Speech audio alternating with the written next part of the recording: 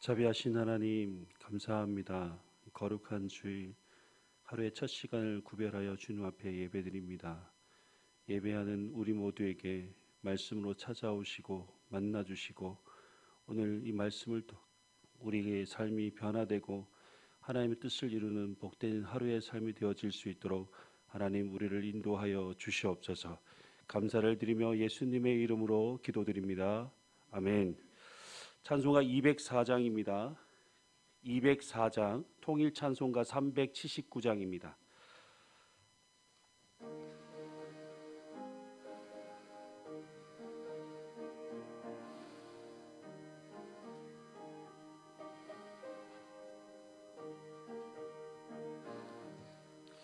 주의 말씀 듣고서 준행하는 자는 반석 위에 터닫고 집을 지은 같아. 비가 오고 물나며 바람 부딪혀도 반석 위에 세운 집 무너지지 않네.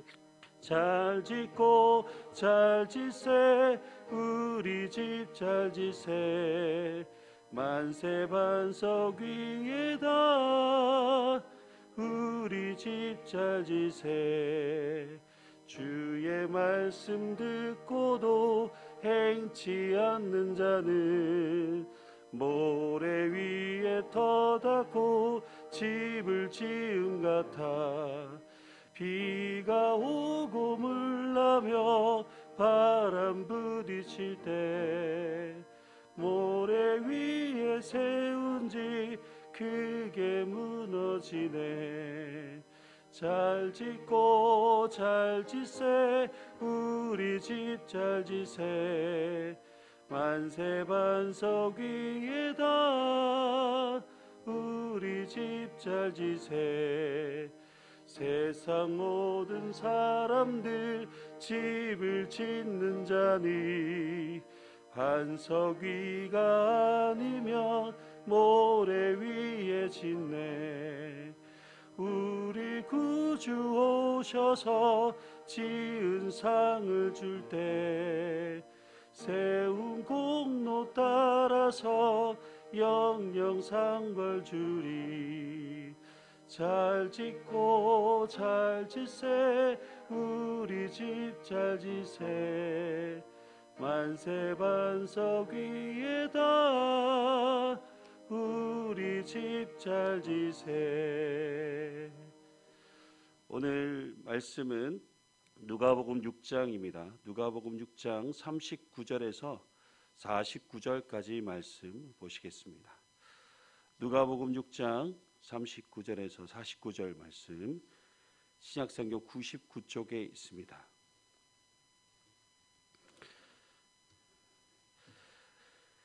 함께 교독하시겠습니다. 또 비유로 말씀하시되 맹인이 맹인을 인도할 수 있느냐? 둘이 다 구덩이에 빠지지 아니하겠느냐?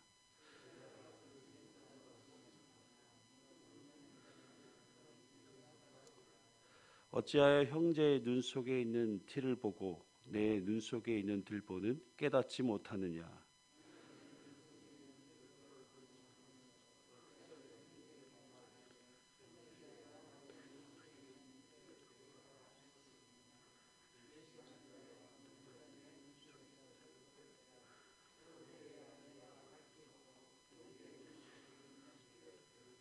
못된 열매 맺는 좋은 나무가 없고 또 좋은 열매 맺는 못된 나무가 없느니라.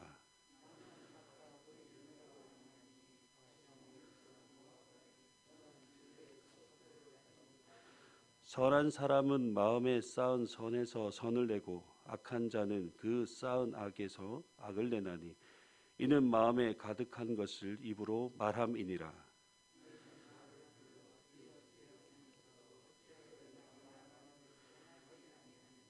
내게 나와 내 말을 듣고 행하는 자마다 누구와 같은 것을 너에게 보이리라.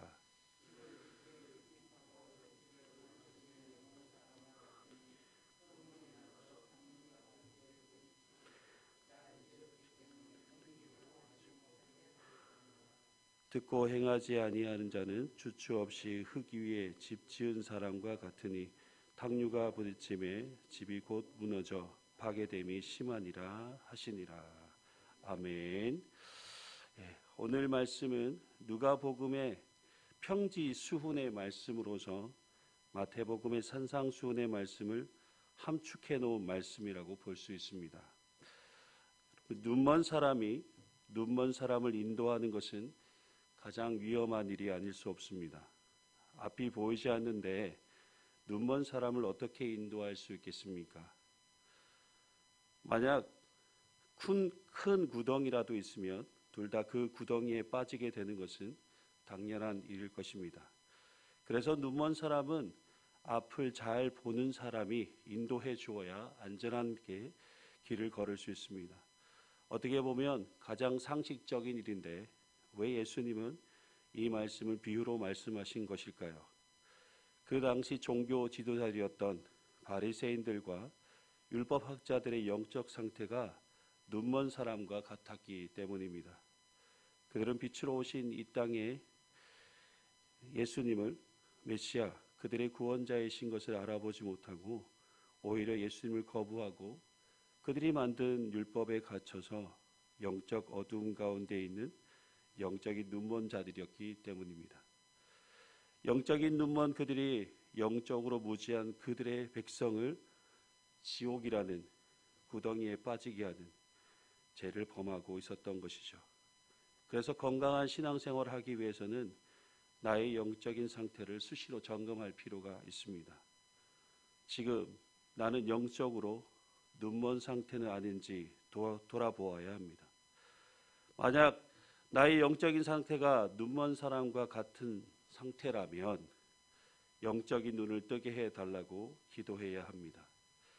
교회의 직분을 맡은 지도자들은 더욱 그리해야 할 것입니다. 목사이든 장로님과 권사님과 안수 집사님이든 교회 영적 지도자들은 항상 영적으로 깨어 있어야 합니다. 그리고 영적인 눈을 열어 하나님의 선하신 뜻을 밝히 볼 수 있어야 합니다. 그래야 우리 교우들에게 하나님의 뜻을 가르치고 바른 신앙의 본을 보여주며 영적 지도자로서 주님께서 맡기신 사명을 충성되게 감당할 수 있는 것입니다. 그리고 영적으로 눈이 어두워지면 내 안에 있는 들보는 보지 못하면서 오히려 형제의 티를 보고 빼내려고 합니다.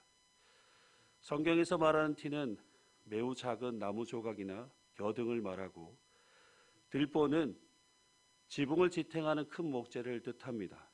그래서 티와 들보는 작은 것과 큰 것을 상징합니다. 영적인 눈이 어두워지게 되면 다른 사람의 작은 티와 잘못을 보고 정죄하지만 정작 자신 안에 있는 들보를 보지 못하는 영적인 눈먼 자가 되는 것입니다. 그래서 우리는 다른 사람의 잘못을 정죄하기 이전에 자신의 잘못을 돌아볼 수 있어야 합니다. 예수님은 먼저 내 눈 속에 있는 들보를 빼라. 그 후에야 내가 밝히 보고 형제의 눈 속에 있는 티를 빼리라 말씀하십니다. 이 말씀을 묵상하면서 이런 생각을 했습니다. 상대방의 티를 빼기 이전에 먼저 나 자신의 들보를 살펴보고 빼내어서 하나님과 사람들 앞에서 깨끗한 자가 되어라 라는 말씀으로 생각했습니다. 내 안에 있는 들보를 제거하게 되면 상대방의 티는 주님의 사랑으로 충분히 덮어줄 수 있게 됩니다. 상대방의 허물과 잘못을 들추어내어 지적하고 정죄하기보다 먼저 나 자신의 허물과 잘못을 하나님 앞에서 회개하고 새롭게 변화되는 것이 더 우선순위가 되어야 하는 것이죠. 말씀이라는 거울에 나 자신을 비추어 날마다 내 마음을 새롭게 하는 것만큼 중요한 일은 없습니다. 그리스도인은 자고로 선한 마음을 가진 좋은 사람이 되어야 합니다. 선한 마음을 가진 자가 선한 것들을 내어놓게 되고 좋은 열매를 맺게 되는 것입니다. 여러분, 우리의 선한 말과 행실은 곧 선한 마음에서부터 시작됩니다. 모든 악한 것들은